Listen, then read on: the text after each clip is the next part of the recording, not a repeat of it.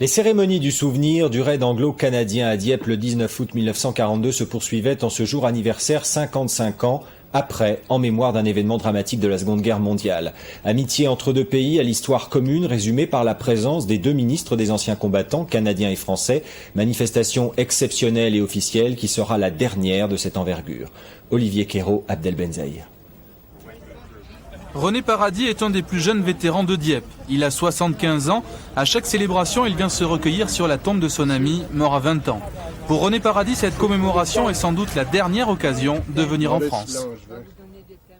Pour moi, le 55e sera peut-être la dernière fois que je viendrai rendre visite.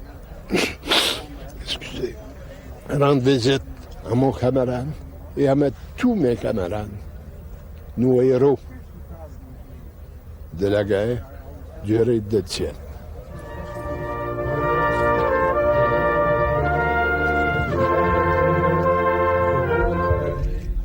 Ce matin, ils étaient 150 vétérans au cimetière des Vertus de Dieppe.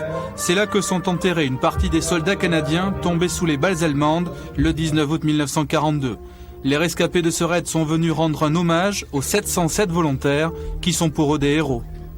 Je pense tout le temps à mes copains qui ont décédé sur la plage. Puis, une des premières choses que je fais en arrivant ici, c'est toujours retourner sur la plage puis me concentrer des souvenirs du passé. Vous allez me dire que ça fait 55 ans que le raid de Dieppe est passé, mais pour moi, c'était hier.